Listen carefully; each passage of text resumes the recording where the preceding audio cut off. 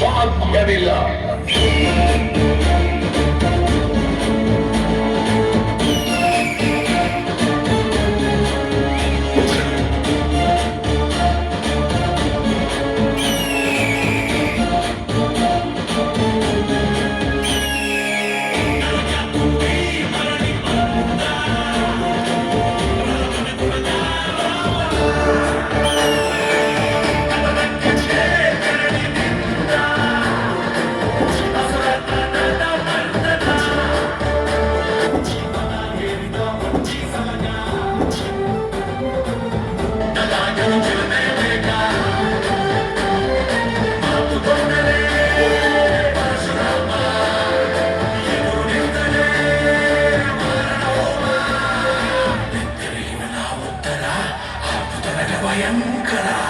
ಚತುರ್ದಶಭುವನ ಭಯಂಕರನಾದ ಲಂಕೇಶ್ವರ ರಾವಣ.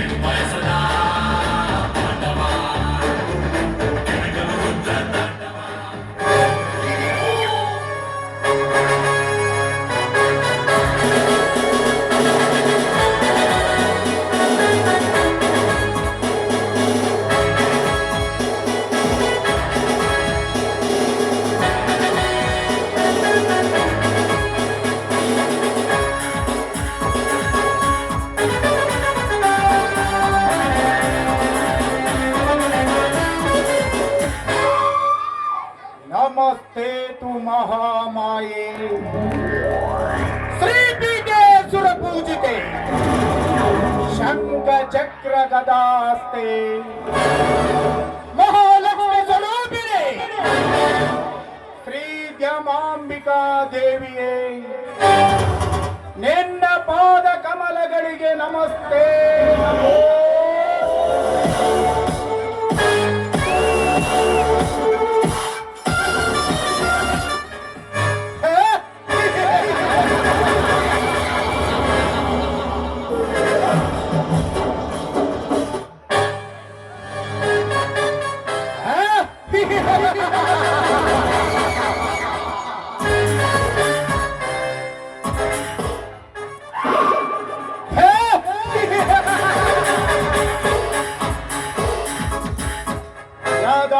ಯದಾ ಹಿ ಧರ್ಮಸ್ಯ ಗ್ಲಾನಿರ್ಭವತಿ ಭಾರತ ಧರ್ಮಸ್ಯ ತದಾತ್ಮಾನಾಂ ಸೃಜಮ್ಯಹಂ ಪರಿತ್ರಾಣಾಯ ವಿನಾಶಾಯ ಚತುಷ್ಕೃತ ಧರ್ಮ ಸಂಸ್ಥಾಪನಾರ್ಥಾಯ ಶಂಭವಾಮಿ ಯುಗೇ.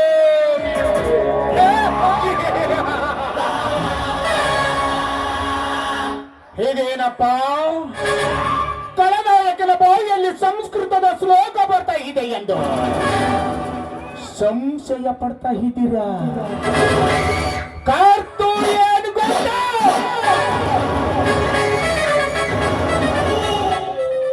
ಜಲದಲ್ಲಿ ಅನ್ಯಾಯದ ಅಟ್ಟಹಾಸ ಅಧರ್ಮ ತಾಂಡವ ಮಾಡುತ್ತಿರುವಾಗ ನನ್ನಂತಹ ಕಾಳ ಧನಿಕರದ ಬಾಳಿಕೆ ಎಚ್ಚರದ ಅದನ್ನು ಮಟ್ಟಾಕಲಿಕ್ಕೆ ಆ ಭಗವಂತ ಯಾವುದೋ ಒಂದು ರೂಪದಲ್ಲಿ ಒಳ್ಳೆ ಭೂಮಿಗೆ ಬರ್ತಾನಂತ. ಇದು ಕಲಿಯುಗ.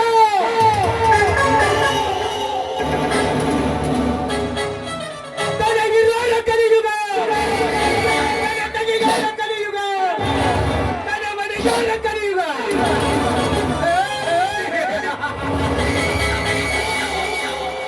ಅಂದಾಗ ಆ ದೇವರು ಹುಟ್ಟುವುದಂದ್ರೇನು? ನನ್ನಂತಹ ಕಳನಾಲಿಗೆ ನನ್ನ ಮಟ್ಟ ಹಾಕುವ ಸಾಧ್ಯನೇ ಇಲ್ಲ.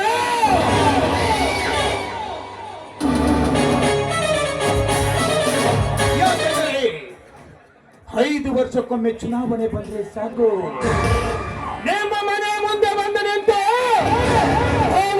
ಭಿಕ್ಷಾಂದೇಹಿ ಅಂತ ಭಿಕ್ಷೆ ಬೇಡ್ತೇವೆ. ತಿನ್ನಾಕ ಕೂಳಿಲ್ಲಂತಲ್ಲ,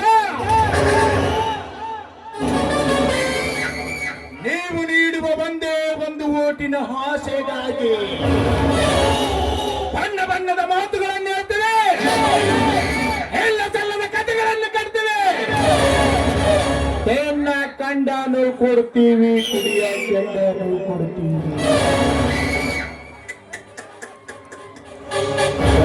ಸಂಗ ಬಿದ್ರ ನಿಮ್ಮ ಮಗ್ಲ ಮಲ್ಕೊಳ್ಳಕ್ ಹೆಣ್ಣು ಕೊಡ್ತೀವಿ.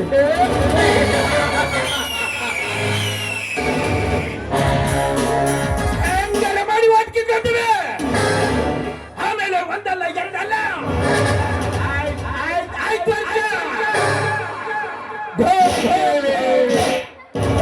ಕೊಳ್ಳಾಕಬೇಕ.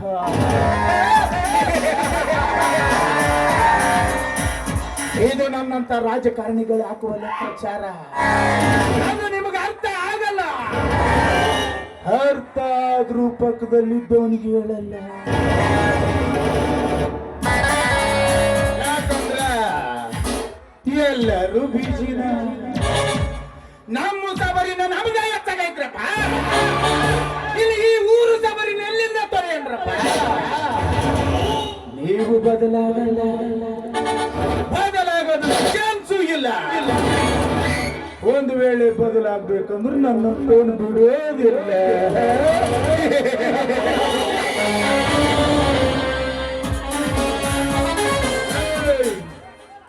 ಆಫ್ಟರ್ ಆಲ್ ಒಬ್ಬ ಪಾನ್ ಶಾಪ್ ಹಾಕಿದವನು ಬೆಳಕಾಗೋದ್ರೊಳಗೆ 100 ಇದ್ದಿದ್ದು 200 ರೂಪಾಯಿ ಆಗ್ಬೇಕಂತ ಆಸೆ ಪಡ್ತಾನೆ.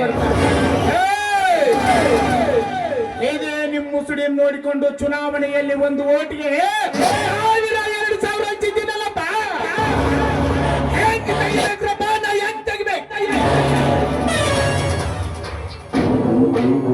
ಭೂಮಿ ಮೇಲೆ ಒಂದು ಬೀಜ ಬಿತ್ತಿದ್ರೆ ರೈತ ಒಂದನೇ ಆಸೆ, ನಾವು ಆಸೆ ಪಡುತ್ತಪ್ಪ. That is my home business. ಬಂಡವಾಳ ಹಾಕಿದ್ದೀವಿ, ಬಂಡವಾಳ ತೆಗಿಬೇಕು ಅಷ್ಟೇ. ಅಂಥದ್ರಲ್ಲಿ ಸರ್ಕಾರಿ ಶಾಲೆ ಮಾಡಿಸ್ಕೊಡ್ರಿ, ರಸ್ತೆ ಮಾಡಿಸ್ಕೊಡ್ರಿ, ಸರ್ಕಾರಿ ದವಾಖಾನೆ ಮಾಡಿಸ್ಕೊಡ್ರಿ ಅಂದ್ರ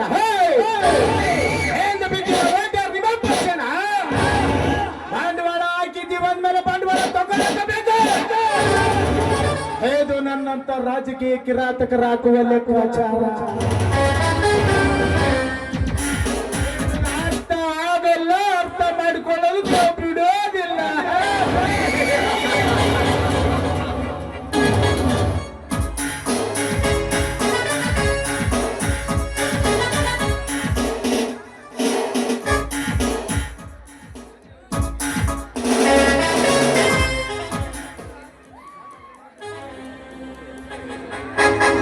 ಯಾಕಂದ್ರೆ ನಿಮಗಿಂದೆ ಬುದ್ಧ ಬಂದು ಹೇಳೋದು ಅರ್ಥ ಆಗಲಿಲ್ಲ. ವಿಶ್ವಗುರು ಅಣ್ಣ ಬಸವಣ್ಣ ಬಂದು ಹೇಳೋದು ಅರ್ಥ ಆಗಲಿಲ್ಲ. ಕೊನೆಗೆ 3ನೆಯ ವ್ಯಕ್ತಿಯಾಗಿ ಈ ನನ್ನ ಭಾರತ ಕಂಡಂತಹ ಶ್ರೇಷ್ಠ ವ್ಯಕ್ತಿ, ಈ ನನ್ನ ಭಾರತದ ರತ್ನ, ಈ ಭಾರತದ ಸಂವಿಧಾನ ಶಿಲ್ಪಿ ಡಾಕ್ಟರ್ BR ಅಂಬೇಡ್ಕರ್ ಅವರು ಒಂದು ಮುತ್ತಿನಂತ ಮಾತು ಹೇಳಿದ್ರು. ನಿಮಗೆ ಅದೇನಂತ ಗೊತ್ತಾ? ನಿಮಗೆ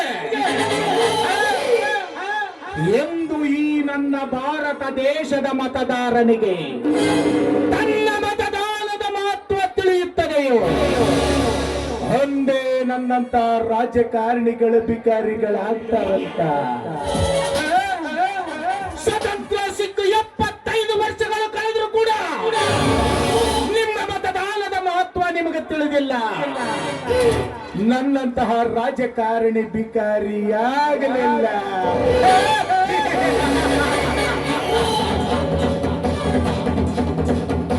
ನೀವು ಯಾವತ್ತಿದ್ರು ಅಲ್ಲೇ ಇರಬೇಕು.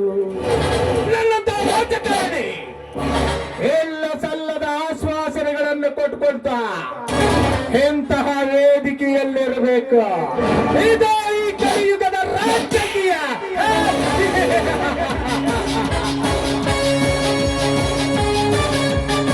ಬೇಟಿನ್ಯಾಗ ದೊಡ್ಡವ ಈ ತಂದ್ರ, ಸ್ವಕ್ಕಿನ್ಯಾಗ ದೊಡ್ಡವ ಈ ತಂದ್ರ, ದೌಲತ್ತಿನ್ಯಾಗ ದೊಡ್ಡವ ಈ ತಂದ್ರ, ಮತ್ತು ದನಕನಕಾದಿಗಳನ್ನು ಮುಂದಿಟ್ಟುಕೊಂಡು ಹುಟ್ಟಿದವನೇ ಈ ತಂದ್ರ. ಅಂದಾಗ ಈ ಧನರಾಜನ ಮಾತಿಗೆ ಮನ್ನಣೆ ಕೊಡೋದಿಲ್ವೇನು ಆ ಅಜಯ?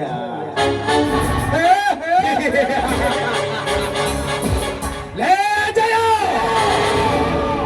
ದ್ವಾಪರ ಯುಗಕ್ಕೆ ಒಬ್ಬನೇ ಗಂಡಸು ಅರ್ಜುನ, ಅದು ಕುರುಕ್ಷೇತ್ರದಲ್ಲಿ. ತ್ರೇತಾಯುಗಕ್ಕೆ ಒಬ್ಬನೇ ಗಂಡಸು ಶ್ರೀರಾಮಚಂದ್ರ, ಅದು ರಾಮಾಯಣದಲ್ಲಿ.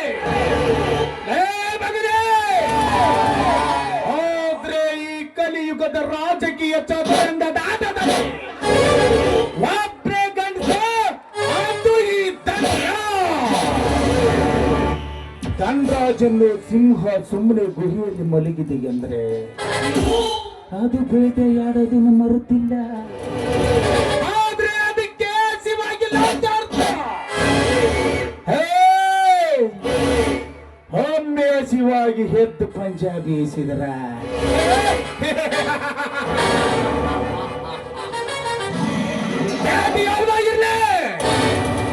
ಅದು ಈ ನನ್ನ ಕಾಲ ಕೆಳಗೆ ಎಡಕ್ಕೆ ಮರ್ಕೊಂಡು ಬೀಳಬೇಕು. ಅದು ಈ ಚಂದ್ರ.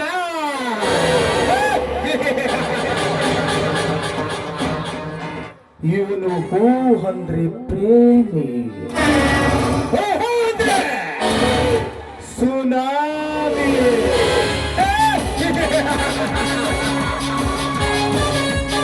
ಸುನಾಮಿ ಒಮ್ಮೆ ಅಬ್ಬರಿಸಿ ಬಪ್ಪಿರದ್ರೆ ಎದುರಾಳಿ ಯಾವುದೋ ಇಲ್ಲ, ಹೆಡಕ್ಕೆ ಮುರ್ಕೊಂಡು ಬೀಳಕ್ ಹಾಕಬೇಕು. ಅದು ಈ ತಂತ್ರ. ಅಲ್ಲಲ್ಲಿ ವಿಷ ತುಂಬಿಕೊಂಡಿರೋ ಸರ್ವರ ನೆತ್ತಿಯನ್ನು ಎಷ್ಟೇ ಹಾಲೆರೆದರೂ ಕೂಡ ಅಲ್ಲಲ್ಲಿರೋ ವಿಷ ಮಾತ್ರ ಕಡಿಮೆಯಾಗಲ್ಲ. ಹಾಗೆ ಈ ಧನಿಕತನ ರಾಜನ ಮಧ್ಯೆ ಬಡ ಬಿಕಾರಿಗಳು ಎಷ್ಟೇ ಒಣಗಿನ ಮಾತುಗಳನ್ನಾಡಿದರು, ಮನಸ್ಸಲ್ಲಿರೋ ದ್ವೇಷ ಮಾತ್ರ ಕಡಿಮೆಯಾಗಲ್ಲ.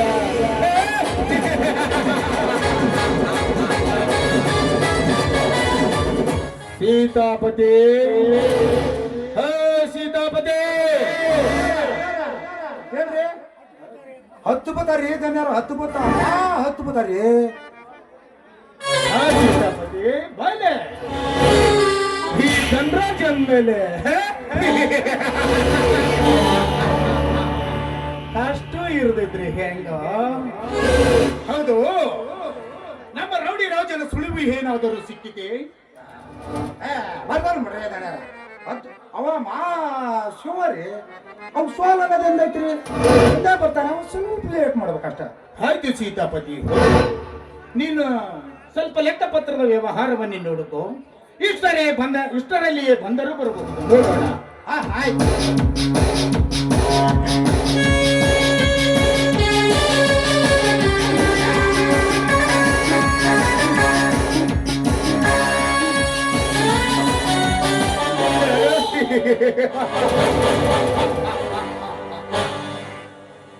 ಬಡವರೆಂದು ಬಲ್ಲಿದರನ್ನಾಗಿ ಮಾಡಲು ಸಕಲ ಶಕ್ತಿಯನ್ನೇ ಮೈಗೂಡಿಸಿಕೊಂಡು ಮೆರೆಯುತ್ತಿರುವ ಈ ಧನಿಕತರ ರಾಜ ದರ್ಪದ ಸರ್ಪ ಕೋಟೆಯನ್ನು ಭೇದಿಸುವ ಗರುಡ.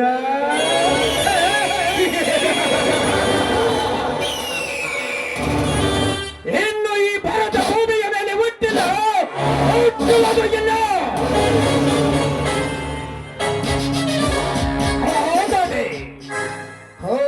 ನನಗೆದುರಾಗಿ ವೈರತ್ವ ಸಾಧಿಸುತ್ತಿದ್ದಾರೆ. ಜಯ ಮತ್ತು ಅವರ ತಮ್ಮ ವಿಜಯ.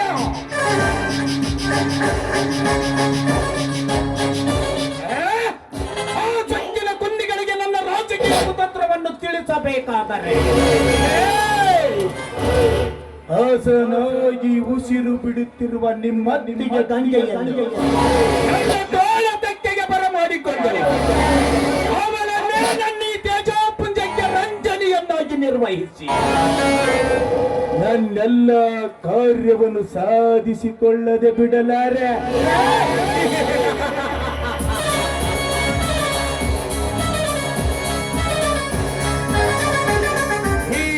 ಅಲ್ಲಿ ಕೋಲು ಹಿಡಿದವನೇ ಜಾಣ, ಅಲ್ಲಿ ಹಿಡಿದವನೇ ಕೋಣ. ತಮ್ಮಲ್ಲಿಯೇ ಕಚ್ಚಾಡುವ ಈ ಭಾರತ ನೆಲದಲ್ಲಿ ಕೇಡು ಸಾಧಿಸುವ ನನ್ನಂತಹ ಕಿಡಿಗೇಡಿಗಳಿಗೇನು ಕೊರತೆ ಇಲ್ಲ.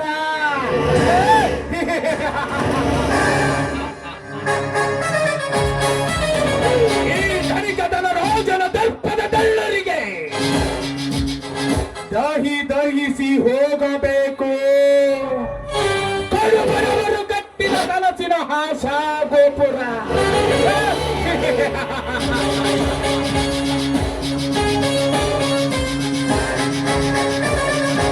ಕಲಿಯುಗದ ಕಾಲ ಭೈರವನಾದ ಈ ಧನರಾಜನನ್ನು ಕೆಳಗುವ ಕೇಳಿ ಇನ್ನು ಯಾರು ಇಲ್ಲ ಈ ಸಮಾಜದಲ್ಲಿ. ಅಂದಾಗ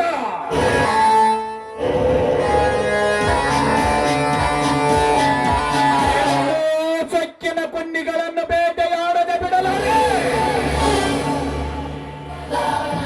ಈ ಸಮಾಜದಲ್ಲಿ ಶ್ರೀಮಂತ ನಾನೇ ಎಂದು ತಟ್ಟಿ ಹೇಳುವೆ. ನಿಮ್ಮಂತಹ ಬಡ ಬಿಕಾರಿಗಳಿಗೆ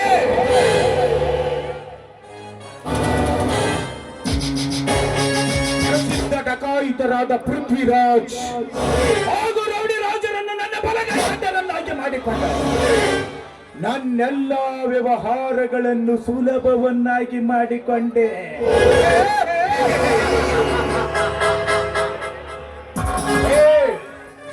ಇನ್ನು ಆದಷ್ಟು ಬೇಗನೆ ಆ ಸೊಕ್ಕಿನ ಕುನ್ನಿಗಳನ್ನು ಬೇಟೆಯಾಡಲೇಬೇಕು. ಹೌದು, ಈ ನಮ್ಮ ರೌಡಿ ರಾಜ ಇನ್ನು ಹೇಗೆ ಬರಲಿಲ್ಲ? ಹೋದ ಕೆಲಸ ಏನಾಯಿತು?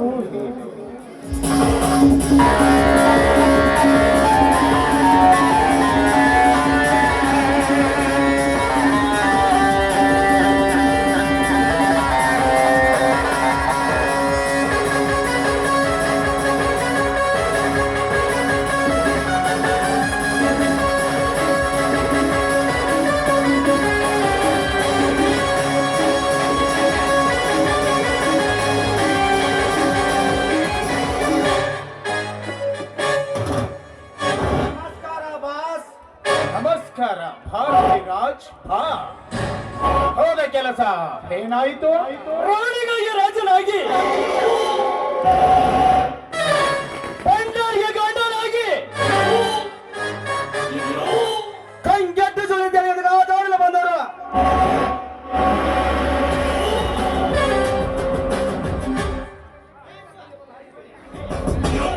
ರಕ್ತ ಕುಡಿಯುವಲ್ಲ ಈ ರೌಡಿ ರಾಜ, ಎಲ್ಲಿಂದಂತೂ ಮರಳಿ ಬರಲಾರ.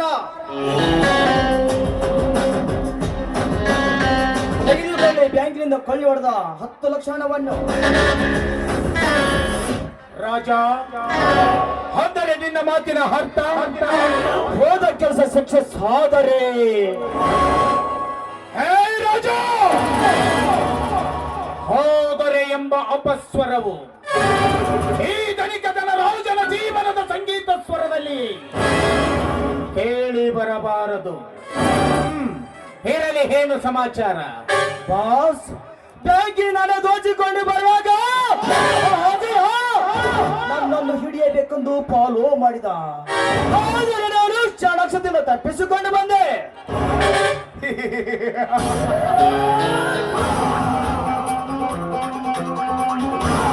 ಹಸಿವಿನಿಂದ ತೊರೆಯುತ್ತಿರುವ ಗುಬ್ಬಚ್ಚಿಯಿಂದ ಈ ಧನಿಕತನ ರಾಜನಿಗೆ ಸವಾಲೆ.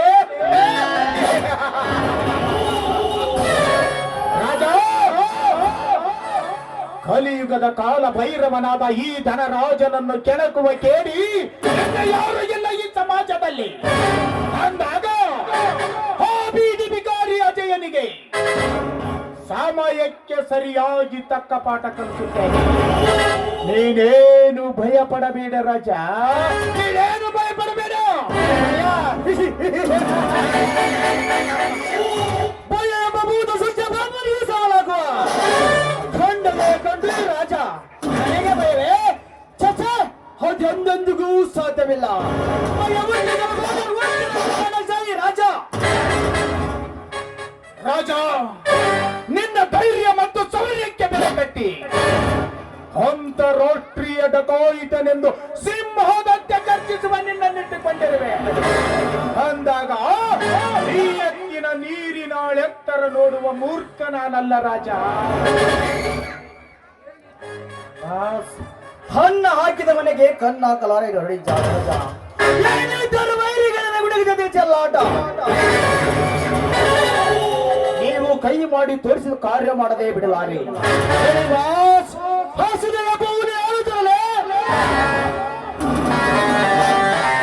ಏನು ಆಕಾಶದಲ್ಲಿರುವ ತಾರಗಳ ಆಟಕ್ಕೆ ಬರಲಿ?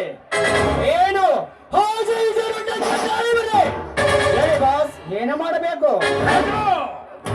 ಹಾಗೆ ಒಂದ ಏಟಿಗೆ ಅವನನ್ನು ಮುಗಿಸಿದರೆ ತೀರಲಾರದು ನನ್ನ ಸೇವನತ. ನಾವು ಅವರ ಮನೆತನವನ್ನೇ ಸರ್ವನಾಶ ಮಾಡಬೇಕು.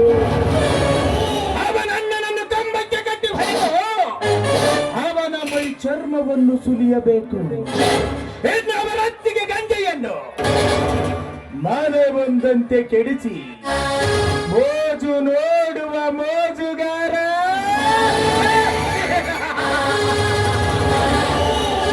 ನಾನಾಗಬೇಕು. ಅನಂತರ ಇದನ್ನೆಲ್ಲ ಅಜಯ ನೋಡಿ ಮನೋವೇದನೆ ತಾಳಲಾರದೆ ಮೈ ಮನಗಳ ಸಿಮಿತವನ್ನು ಕಳೆದುಕೊಂಡು ಬೀದಿ ಬಿಕಾರಿಯಾಗಬೇಕು ಅಜಯ ಅಂದಾಗ ನಾನಿಟ್ಟ ಗುರಿ ನಾ ಪಟ್ಟ ಶ್ರಮ ಸಾರ್ಥಕವಾಗುತ್ತದೆ ರಾಜ, ಸಾರ್ಥಕವಾಗುತ್ತದೆ. ಇರಲಿ, ನಾಳೆ ಬ್ಯಾಂಕಿನಿಂದ ನಿನ್ನ ಚಾಣಾಕ್ಷತನದಿಂದ 50 ಲಕ್ಷ ರೂಪಾಯಿಯನ್ನು ಲಪಟಾಯಿಸಿಕೊಂಡು ಬಾ. ಅನಂತರ ನೋಡು ನನ್ನ ಸೇಡಿನ ಸಂಚನ್ನು. ರಾಜ, ಈ ಕೆಲಸ ಬೇಗನೆ ನಡೆಯಬೇಕು. ಜಾಗೃತವಾಗಿ ರಾಜ, ಜಾಗೃತವಾಗಿ.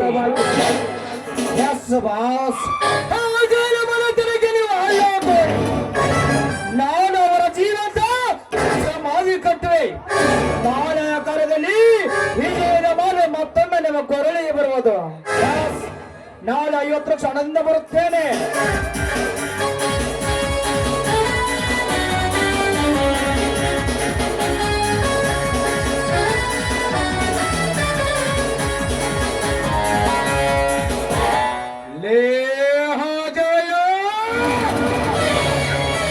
ಸಂಗ್ರಾಮಕ್ಕೆ ಹೊಂದಿ ಹೋಗುಳಿಗೆ ರಕ್ತದ ನಾಂದಲೇ ಮಗನೇ ಅಜಯ.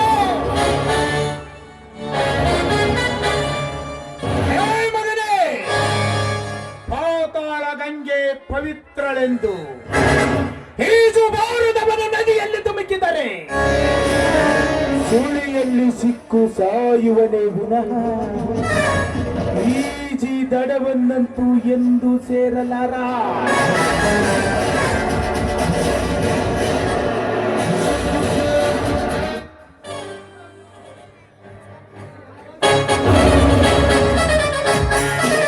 ಈ ಧನರಾಜನನ್ನು ಕೆಳಗೆ ಬದುಕಿ ಉಳಿಯುವ ಶಕ್ತಿ ಇನ್ನು ಇಲ್ಲಿ ಯಾವ ಗಂಡಸಿರುವುದಿಲ್ಲ.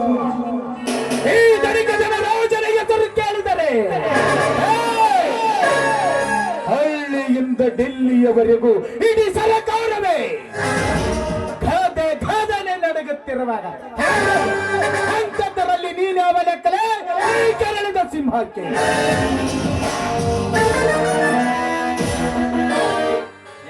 ಹಾಜಯ,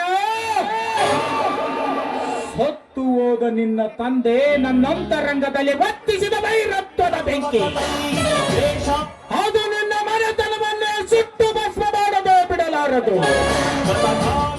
ಹೇ, ಈ ಕಲಿಯುಗದ ಕಾಲ ಭೈರವನನ್ನು ಎದುರಾಗಿಕೊಂಡರೆ ಭೂಮಿಯ ಮೇಲೆ ಬದುಕುವುದು ಸಾಧ್ಯವೇ ಇಲ್ಲ.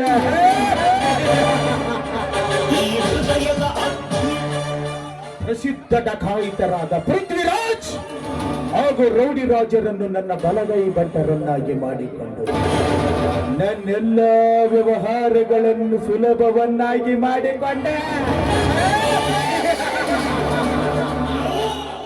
ಇನ್ನು ನಿಮ್ಮನ್ನು ಬೇಟೆಯಾಡದೆ ಬಿಡಲಾರೆ. ಬೇಟೆಯಾಡದಿದ್ದರೆ ಮೇರಾ ನಾಮ್ ಧನ್ರಾಜ್ ನಹಿ ಹೇ.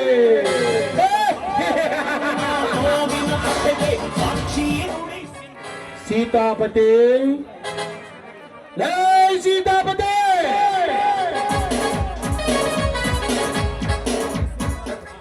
ಜನರ ಇದು ಯಾಕ್ರಿ ಕರೆದ್ರಲ್ಲ?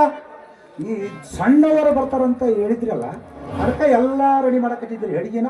ಅಷ್ಟೊಳಗೆ ಕರೆದ್ರಲ್ರಿ ಯಾಕ್ರಿ? ಓಹೋ, ಮರತೇ ಬಿಟ್ಟಿದ್ದೀಯ ಹಾಳಾದ ವ್ಯವಹಾರದ. ನೋಡು, ಮೊದಲೇ ಸೌಂದರ್ಯ ಕೋಪದ ಸ್ವಭಾವದವರು. ನಾನು ಈಗಲೇ ರೆಡಿಯಾಗಿ ಬರುತ್ತೇನೆ. ಮೊದಲು ನೀನು ಬಸ್ ಸ್ಟ್ಯಾಂಡಿಗೆ ಹೋಗಿ ಅವಳನ್ನು ಸ್ವಾಗತಿಸು, ತಿಳಿಯುತ್ತೆ? ಆಯ್ತ್ರಿ, ಆಯ್ತ್ರಿ. ಅಲ್ರಿ ಜನರ, ಈಗ ಇಲ್ಲಿ ಎಲ್ಲ ಪಾರ್ಟಿ ಗಿಟ್ಟಿ ಎಲ್ಲ ಇಟ್ಕೊಂಡ್ ಬದುಕಂದೇನಲ್ಲ, ಸಣ್ಣವರು ಬರ್ತಾರಂತ ಬಂದಿಂದ ಇಬ್ರು ನೋಡಿದ್ರಂದ್ರ ಇಬ್ರನ್ನ ಎದರ್ ತಗೊಂಡ್ ಬಡಿತಾರಂತ ಗೊತ್ತಿಲ್ಲ. ನೋಡು ಸೀತಾಪತಿ, ಬಂದಿರಲಿ ಅವಳು. ಬಂದಿದ್ದರೂ ಕೂಡ ಇದು ಒಂದು ಸಾರಿ ಪಾರ್ಟಿಯನ್ನು ಕ್ಯಾನ್ಸಲ್ ಮಾಡಿಬಿಡು. ಅವಳ ಪಾರ್ಟಿ ಮುಗಿಸುವುದರೊಳಗಾಗಿ ಸೌಂದರ್ಯ ಮನೆಗೆ ಬಂದರೆ ಆಗ ಬಾರದ ಅನಾಹುತಗಳಾಗುತ್ತವೆ, ತಿಳಿಯುತ್ತೆ? ಆಯ್ತು, ಆದಷ್ಟು ಬೇಗನೆ ಬಸ್ ಸ್ಟ್ಯಾಂಡಿಗೆ ಹೋಗೋ.